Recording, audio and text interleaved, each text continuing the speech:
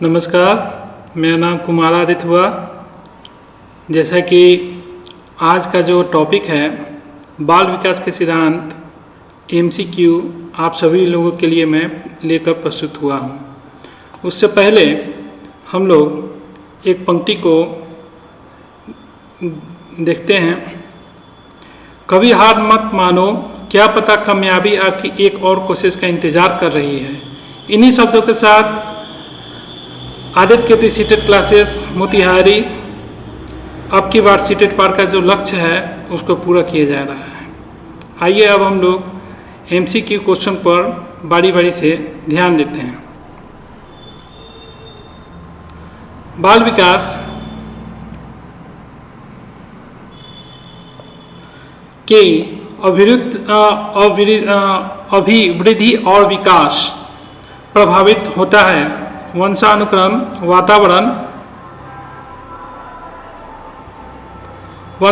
और वातावरण दोनों से या उपयुक्त में से कोई नहीं। इसका सही उत्तर है वंशानुक्रम और वातावरण दोनों से प्रभावित होता है। अभिवृद्धि का मतलब यहाँ पे आपको बच्चे का विकास में कुछ रुकावट से है, मतलब उसका विकास जो है जल्द से नहीं हो पा रहा है, या इसका जो है वंशानुक्रम और वातावरण दोनों से इससे प्रभावित होता है। मैंने कल के टॉपिक में इस बात पर पूर्ण रूप में चर्चा किया था। वो अगर आपको डाउट हो तो उसके पिछले वाला मेरा जो वीडियो है उसको आप देखिए, बाल विकास के सिद्धांत के पार्ट B को देखिए और वहाँ से आपको इसका प्रश्न का आपको उत्तर वहाँ पर स्पष्ट रूप से मिल जाएगा। आइए अब हम लोग अगले प्रश्न की ओर बढ़ते हैं।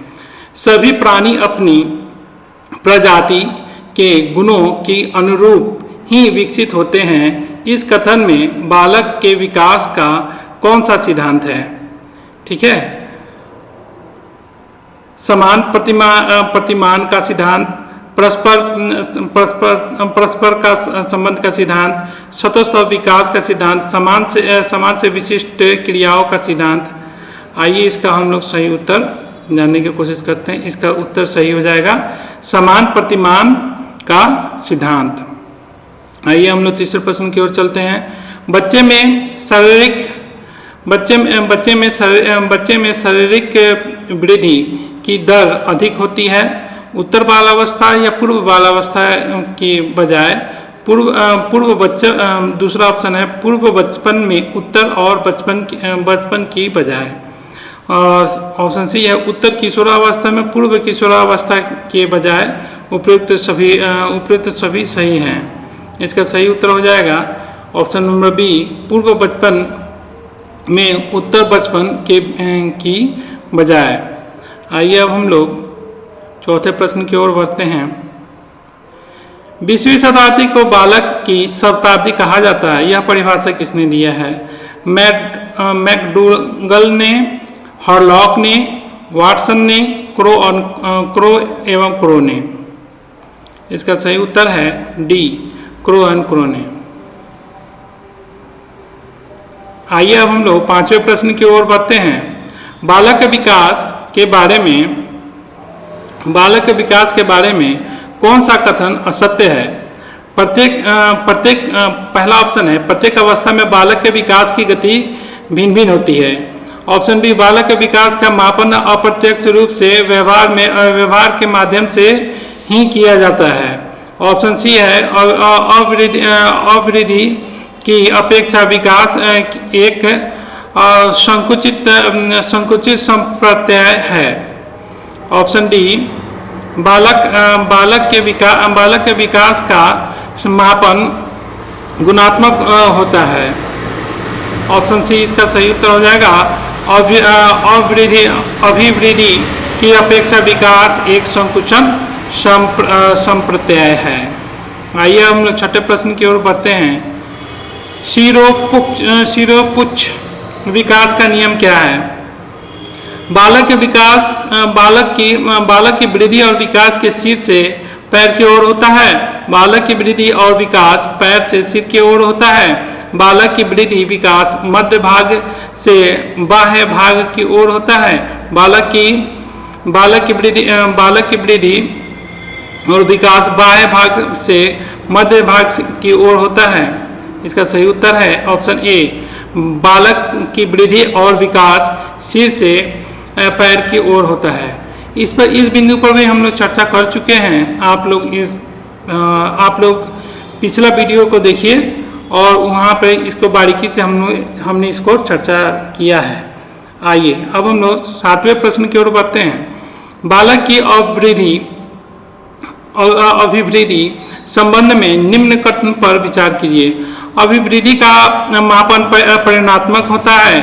अभिवृद्धि शारीरिक का अंग की होती है। अभिवृद्धि व्यवहार को प्रभावित करती है। अभिवृद्धि प्रत्यक्ष रूप से माप नहीं किया जा सकता। इसका कथन देखिए, कथन ए और बी सही है, कथन ए बी सी और सी सही है, कथन बी सी और डी सही है, कथन ए बी सी डी और सी और डी सही है। इसका सही उत्तर है कथन बी, कथन ए बी और सी सही है। आइए इस प्रश्न को एक बार हम देख लेते हैं फिर क्या कह रहा है। बालक की वृद्धि संबंध में निम्न कथन पर विचार कीजिए। अभिवृद्धि का मापन परिमाणात्मक होता है, सही बात है।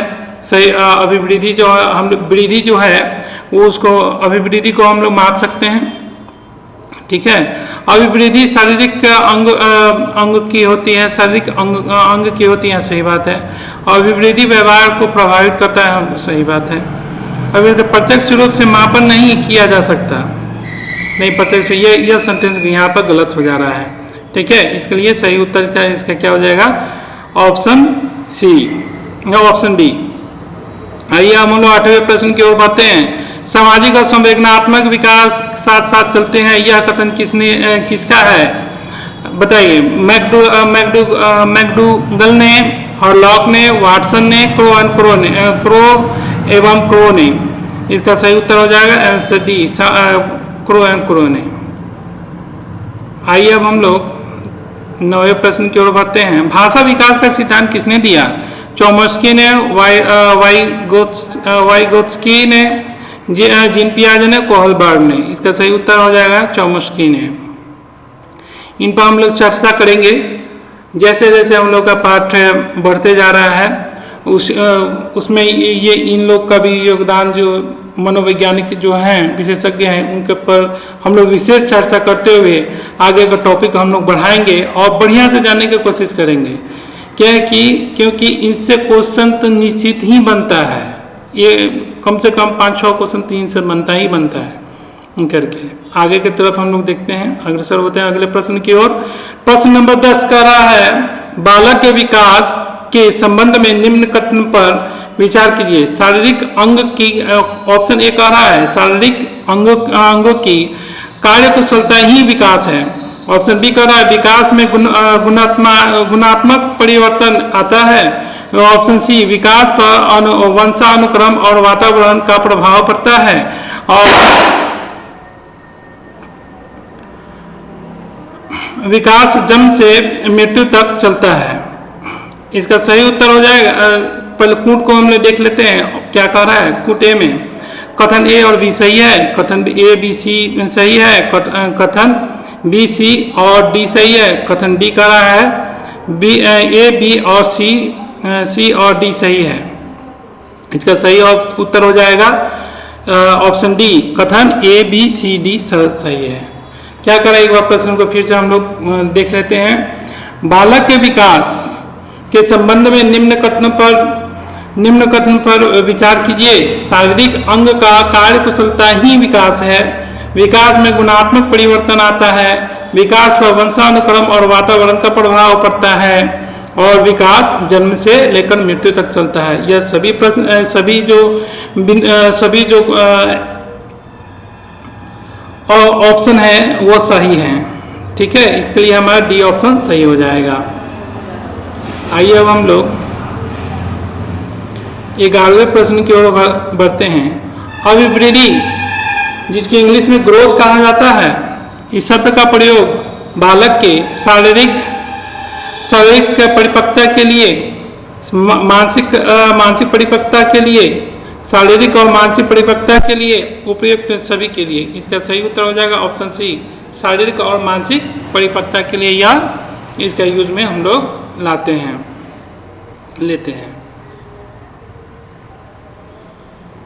शिशु काल को अपीली काल किसने कहा? मैकडूगल ने, हरलॉक ने, वाटसन ने, क्रो एवं क्रो ने। इसका सही उत्तर हो जाएगा ऑप्शन बी, हरलॉक ने कहा। देखिए ये सब देखने के लिए छोटे छोटे प्रश्न लगते हैं, लेकिन है बहुत ही इम्पोर्टेंट प्रश्न सब है। ठीक है, मैंने हर बार आप लोग को कह रहा हूँ, समझा भी रहा हूँ कि आप लोग का जो सीटेड क्लास में जो क्वेश्चन आएगा, आप लोग शब्दों को देखिएगा, शब्दों को पकड़िएगा, शब्द को बढ़िया से करिएगा। आप लोग का सीटेड इस पर एकदम निश्चित है कि आप लोग को निकलेगा। ठीक है, आइए अब हम लोग 13वें प्रश्न की ओर बढ़ते हैं। इसमें सुमेलित नहीं है। मेरे कहने का मतलब यह है इसमें कोई ना कोई मिसमैच है। आइए इस पर हम लोग एक बार देख लेते हैं। ऑप्शन ए, विकास व्यक्ति में नवीन विशेषताएं और योग्यताएं प्रस्फुटित करता है। यह हॉरलॉक ने कहा है। क्या यह हॉरलॉक ने कहा है? इस पर हम लोग, ये सुमिलित इसमें नहीं है, इस पर चर्चा करना है हमें। यह मनोवैज्ञानिक हॉरलॉक जितने भी सब विद्वान हैं उनका ये कथन सब लिया गया है। अधिगमकर्ता का विकास एक द्रुतगामी प्रक्रिया है, स्किनर के अनुसार यह कथन कहा गया है। बालक की अभिवृद्धि जैविक नियम के अनुसार होती है, यह क्रॉगमैन ने कहा है। ऑप्शन डी, वृद्धि और विकास का परिवर्तन ना होकर आचरण में परिवर्तन द्वारा भी होता है। क्रूड ने कहा नहीं, यह प्रश्न जो है यहाँ ऑप्शन जो है यह गलत हो जाएगा। बाकी तीनों जो ऊपर के जो प्रश्न ऑप्शन जो है वह सही है। इसका ऑप्शन डी है। यहाँ पर सुमिलित नहीं है। वृद्धि और विकास स्वरूप परिवर्तन ना होकर आचरण में परिवर्तन द्वारा भी होता है, यह क्रूड और क्रूड नहीं, यह कथन गलत है। आइए, गुणात्मक परिवर्तन कहलाता है अभिवृद्धि और विकास उपयुक्त सभी। इसका ऑप्शन सही हो जाएगा विकास। आइए हम लोग प्रश्न 15 नंबर प्रश्न की ओर बढ़ते हैं। अभिवृद्धि और विकास के सिद्धांत निम्न में से नहीं है। समान प्रतिमान का सिद्धांत, सतत विकास का सिद्धांत, पाद अनुक्रमिक सिद्धांत, समान से विशिष्ट क्रियाओं का सिद्धांत। इसका सही उत्तर हो जाएगा ऑप्शन नंबर सी।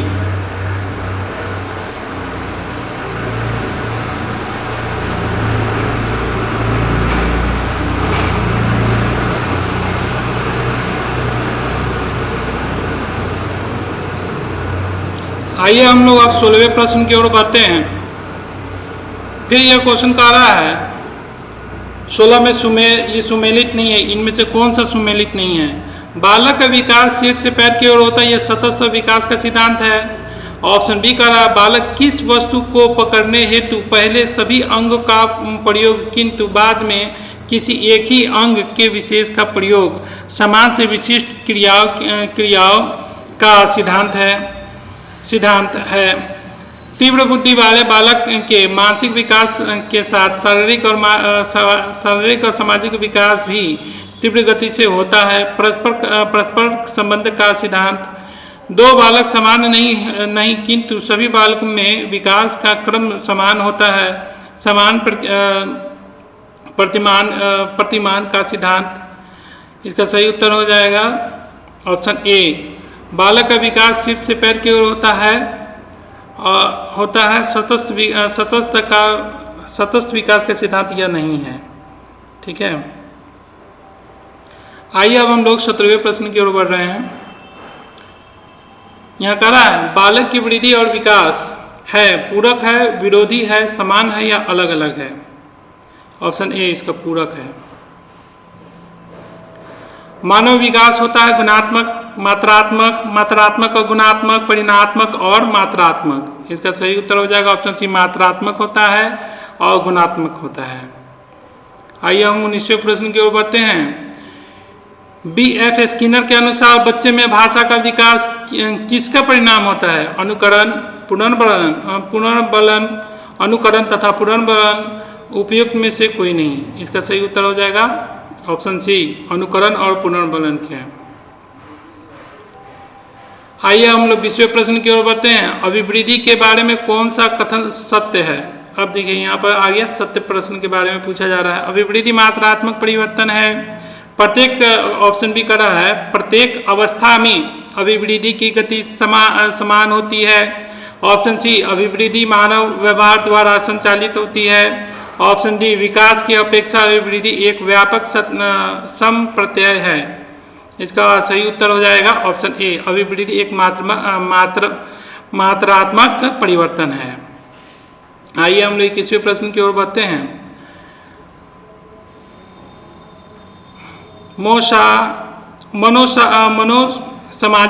मनोसामाजिक विकास का सिद्धांत किसने दिया?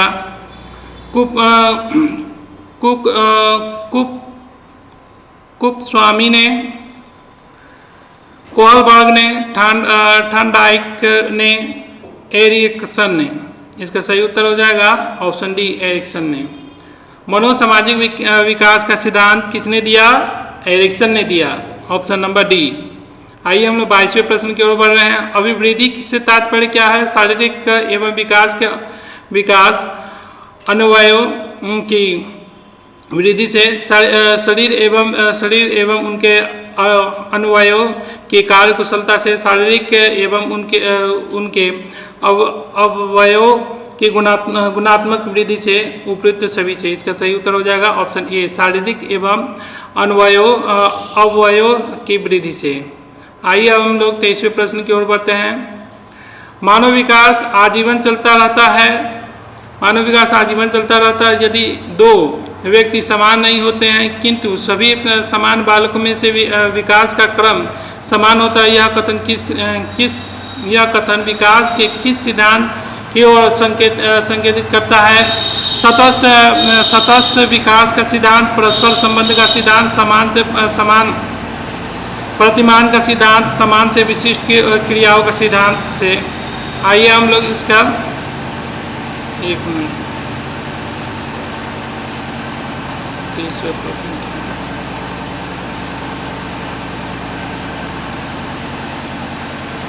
इसका ऑप्शन नंबर सी इसका सही उत्तर है, समान प्रतिमान का सिद्धांत। आइए हम लोग 24वें प्रश्न की ओर बढ़ते हैं। विकास शीर्ष से पैर की ओर एक दिशा के रूप में होता है। यह सिद्धांत सतत विकास का सिद्धांत है। सतत विकास का सिद्धांत है। शिरोपोक्ष का सिद्धांत है। समान से विशिष्ट क्रियाओं का सिद्धांत है। केंद्र से प्राधि के ओर का सिद्धांत है। देखिए शिरोपोक्ष के बारे में हम लोग पहले भी चर्चा कर चुके हैं। इसका सही आंसर हो जाएगा ऑप्शन नंबर बी, सिर और शिरोपोक्ष का सिद्धांत मैंने सिर से पैर की ओर होता है। आइए हम लोग 25वें प्रश्न की ओर बढ़ते हैं। मात्रात्मक परिवर्तन कहलाता है अभिवृद्धि, विकास, अभिवृद्धि और विकास, उपयुक्त सभी। इसका सही उत्तर हो जाएगा अभिवृद्धि। आइए 26वें प्रश्न का मनोविज्ञानी का संबंध प्राणी मात्र के व्यवहार के अध्ययन से है, जबकि शिक्षा मनोविज्ञान का क्षेत्र मात्र मानवीय व्यवहार के अध्ययन से है। केवल शैक्षिक सम स्थितियों में मानव व्यवहार से है, ए बी दोनों से है, या उपयुक्त में से कोई नहीं। इसका सही उत्तर हो जाएगा दोनों से है। मात्र मानवीय व्यवहार के अध्ययन से है और केवल शैक्षिक सम स्थितियों में मानव व्यवहार से है। इसका उत्तर सी हो जाएगा, दोनों से है। मनोविज्ञान शिक्षा के क्षेत्र में सहायता देता है तथा स्पष्ट करता है। शिक्षा के आदेश का निर्माण कैसे किया जाए, शिक्षा के कौन से उद्देश्य का निर्धारण करें, शिक्षा के उद्देश्य की संभावना, शिक्षा के उद्देश्य का निर्धारण कैसे करें। इसका सही ऑप्शन हो जाएगा ऑप्शन सी, शिक्षा के उद्देश्य की संभावना। मनोविज्ञान प्रश्न को एक बार मैं फिर से पढ़ देता हूँ। 7वां प्रश्न कर रहा है, मनोविज्ञान शिक्षा के क्षेत्र में सहायता देता है तथा स्पष्ट करता है। इसका सही उत्तर हो जाएगा ऑप्शन सी, शिक्षा के उद्देश्य की संभावना। आइए हम लोग अब 28वें प्रश्न की ओर बढ़ते हैं। बाल अवस्था में मस्तिष्क का विकास होता है 7%, 80%, 90% या 50%। इसका सही उत्तर है 90%। सी, विकास एक प्रक्रिया है, खंडित, निरंतर, पूर्ण, अपूर्ण। इसका सही उत्तर है निरंतर प्रक्रिया है, निरंतर चलने वाली प्रक्रिया है। जब हम किसी भी व्यक्ति के विकास के विषय में चिंतन करते हैं तो हमारा आशय उसकी कार्य क्षमता से होता है। दूसरा ऑप्शन कह रहा है उसकी परिपक्वता से होता है, उसकी शक्ति ग्रहण करने से होता है। ऑप्शन डी उपरोक्त सभी। इसका सही उत्तर हो जाएगा ऑप्शन डी। जब हम किसी व्यक्ति के विकास के विषय में चिंता करते हैं तो हमारा आशय उसकी कार्य क्षमता से होता है, परिपक्वता से होता है, शक्ति ग्रहण से होता है। इसी के लिए यहाँ पर ऑप्शन नंबर डी सही है, सही इसका उत्तर है। विकास के संदर्भ में मैकडोगल ने क्या कहा? आइए इस पर देखते हैं। ऑप्शन ए, व्यक्तित्व का विश्लेषण किया, मूल्य प्रवृत्त्यात्मक व्यवहार का विश्लेषण किया। ऑप्शन सी, बालक के शरीर विकास का विश्लेषण किया। उपयुक्त में से कोई नहीं, इसका सही उत्तर हो जाएगा ऑप्शन बी, मूल्य प्रवृत्त्यात्मक व्यवहार का विश्लेषण किया। आइए हम लोग 32वें प्रश्न की ओर बढ़ते हैं। संवेदनात्मक विकास की किस अवस्था में तीव्र परिवर्तन होता है? शिशु अवस्था में, युवा अवस्था में, बाल अवस्था में, किशोरावस्था में। इसका ऑप्शन नंबर डी हो जाएगा किशोरावस्था में। देखिए यह संवेदनात्मक विकास के बारे में कह रहा है। यह संवेदनात्मक का अर्थ क्या है? आप भाव से है, ठीक है। भाव का विकास मैंने हम अपने बात को किसी के सामने कैसे रख रहे हैं, उसके भावनात्मक अपना ये सब चीज़ क्या रखते हैं, वो भाव से है, ठीक है। तो यह विकास जो कब होता है? तो किशोरावस्था में होता है। आइए हम लोग अब 33वें प्रश्न की ओर बढ़ते हैं। किस मनोवैज्ञानिक ने कहा, किस मनोवैज्ञानिक का कहना है कि सभी बालक के जन्म के समय समान होते हैं? क्रो, वाटसन, क्लर्क और बिर्च और मैकडोगल। इसका सही उत्तर हो जाएगा ऑप्शन बी, वाटसन ने कहा था। शिक्षक को शिक्षा मनोविज्ञान अध्ययन की प्रत्यक्ष आवश्यकता नहीं है। बाल व्यवहार का अध्ययन, शारीरिक सुडौलता, व्यक्तिगत विभिन्नता की समझ, अनुशासन एवं कक्षा व्यवस्था। ऑप्शन बी, इसका सही उत्तर क्या हो जाएगा? शारीरिक सुडौलता। आइए हम लोग मनोविज्ञान को व्यवहार का विज्ञान भी कहा। मनोविज्ञान को व्यवहार का विज्ञान कहा, किसने कहा? आइए इस पर चर्चा कर लेते हैं। वुडवर्थ ने, वाटसन ने, गैरिसन ने, बोरिंग ने। इसका सही उत्तर हो जाएगा वाटसन ने। देखिए यह मनोविज्ञान से संबंधित है और हमको सीटेट में इस तरह का क्वेश्चन देखने को जरूर मिलेगा, ठीक है। ये सब विद्वान सब के बारे में जो भी कथन है, इसको बढ़िया से समझ लेना है और आगे हम लोग इस पर चर्चा करते रहेंगे।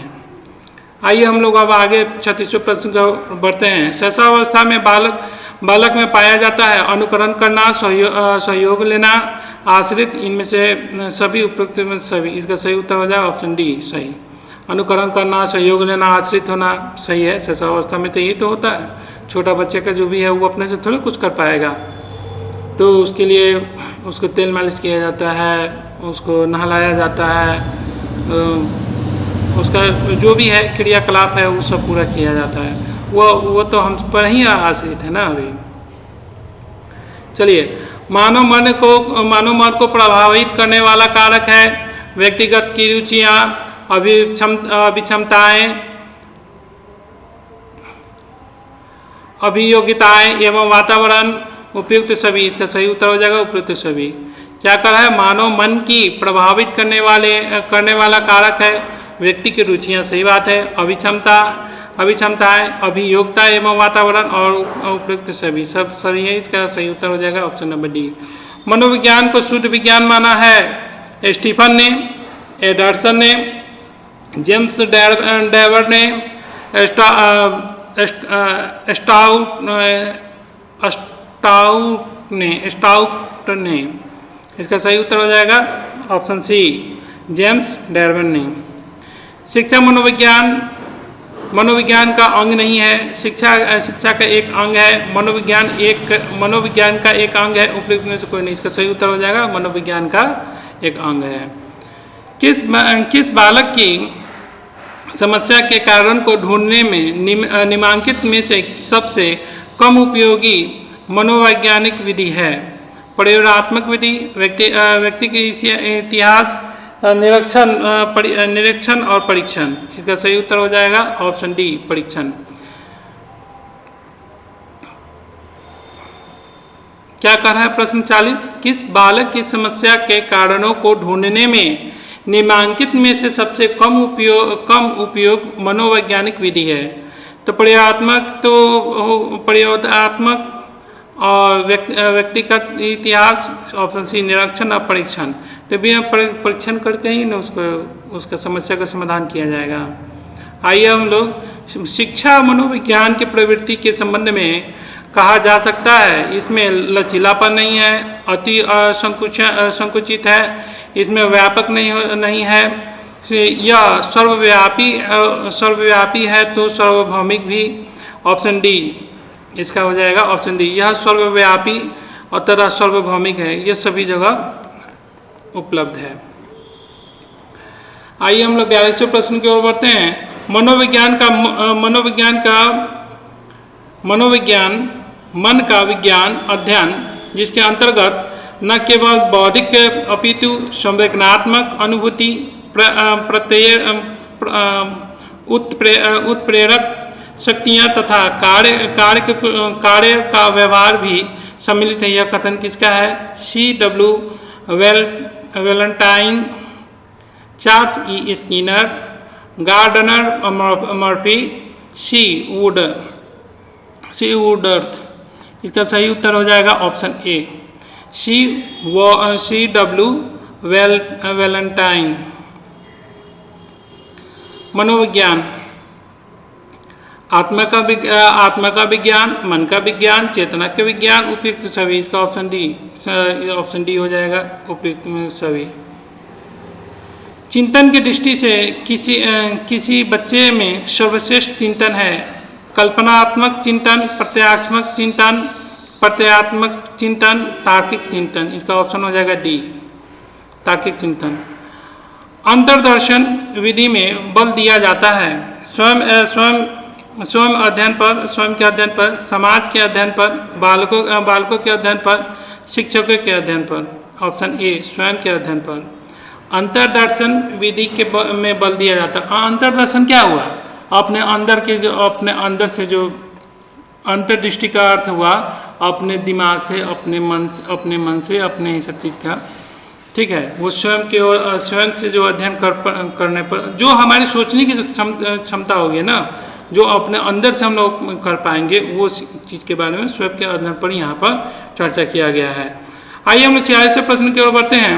मनोविज्ञान की प्रवृत्ति का कारण है, एक ऑप्शन ए कह रहा है, एक और जहाँ यह शुद्ध विज्ञान है वहीं दूसरी ओर सामाजिक विज्ञान है। ऑप्शन बी कह रहा है, एक और जहाँ यह शिशु के व्यवहार और उनकी शिक्षा पर विचार करता है वहीं दूसरे ओर प्रौढ़ों के व्यवहार पर शिक्षा पर भी। ऑप्शन सी कह रहा है, एक और जहाँ इसका संबंध लड़कियों के व्यवहार और तद अनुरूप शिक्षा पर विचार करता है वहीं दूसरी ओर यह लड़कों के व्यवहार और उनकी शिक्षा पर भी करता है। और ऑप्शन डी कह रहा है उपयुक्त सभी। इसका सही उत्तर हो जाएगा ऑप्शन डी, सभी पर। ठीक है, आगे बढ़ते हैं हम लोग। छात्र के व्यक्तित्व को मापने और परामर्श देने के लिए जिस पद्धति का प्रयोग किया जाता है उस पद्धति को क्या कहते हैं? निरीक्षणात्मक पद्धति, साक्षरात्मक पद्धति, प्रयोगात्मक पद्धति, सैद्धांतिक पद्धति। इसका ऑप्शन हो जाएगा साक्षात्कार पद्धति। शिक्षा मनोविज्ञान अध्ययन का उद्देश्य विद्यार्थियों द्वारा किस बात के सीखे जाने को प्रभावित करना। ऑप्शन बी, शिक्षा के उद्देश्य की पूर्ति में सहायक न होना। छात्र की योग्यताओं एवं क्षमताओं को ध्यान में न रखना। उपयुक्त में से कोई नहीं। इसका सही उत्तर हो जाएगा ऑप्शन ए, विद्यार्थी द्वारा किसी बात के सीखे जाने को प्रभावित करना। शिक्षा मनोविज्ञान अध्ययन का उद्देश्य क्या है? विद्यार्थी द्वारा किसी बात के सीखे जाने को प्रभावित करना। आइए हम लोग 49वें प्रश्न की ओर बढ़ते हैं। बालक के आनंददायक सरल कहानियाँ सुनने से क्या प्राप्त होता है? नैतिकता का, शिष्टाचार का, मनोरंजन का, उपयुक्त सभी। इसका सही उत्तर हो जाएगा ऑप्शन डी। मनोविज्ञान के अंतर्गत मानव का अध्ययन किया जाता है, जीव जंतु का अध्ययन किया जाता है, संसार के अन्य सभी प्राणियों का अध्ययन किया जाता है। उपयुक्त में से सभी, ऑप्शन डी। इस उपयुक्त में से सभी होंगे। शिक्षण प्रक्रिया का अंक है शिक्षण के उद्देश्य, शिक्षा को सार्थक बनाने वाले ज्ञान अनुभव, शिक्षण के मूल्यांकन। उपयुक्त में से सभी। इसका सही उत्तर हो जाएगा ऑप्शन डी। निम्नांकित मनोविज्ञान के अध्ययन की विवरण पद्धति नहीं है। तुलनात्मक पद्धति, प्रयोगात्मक पद्धति, व्यक्ति इतिहास पद्धति, विकासमत पद्धति। ऑप्शन बी इसका सही उत्तर होगा। सांख्यिकी क्या है? कला विज्ञान दोनों। उपयुक्त में से कोई नहीं। इसका सही उत्तर हो जाएगा कला और विज्ञान दोनों। मूल्यांकन को मापने की विधि है परिणात्मक विधि, गुणात्मक विधि। उपयुक्त ए बी दोनों। उपयुक्त में से कोई नहीं। इसका ऑप्शन सी हो जाएगा। उपयुक्त ए बी दोनों सही है। मूल्यांकन का क्षेत्र है सीमित है, असीमित है, संकुचन है या व्यापक है। इसका ऑप्शन हो जाएगा ऑप्शन ए, सीमित है। मेरा मानना है कि शिक्षक को चाहिए कि वह अध्यापक कार्य करने के उपरांत अन्य व्यवसाय भी करें, घर पर आराम करें। विद्यार्थियों के सर्वांगीण विकास हेतु नित्य एवं नए प्रयोग करें। अपने भविष्य संबंधी ज्ञान में निरंतर वृद्धि करें। इसका सही उत्तर हो जाएगा ऑप्शन डी। अपने भविष्य संबंधी ज्ञान में निरंतर वृद्धि करें। ठीक है।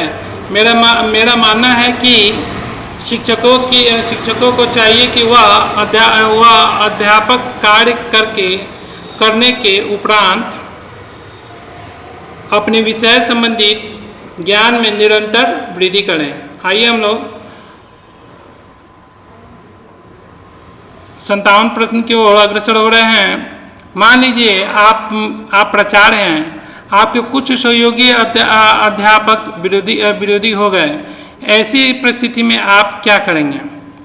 छात्रों के मध्य विरोधी अध्यापकों की चर्चा करेंगे, उनकी अपेक्षा करेंगे,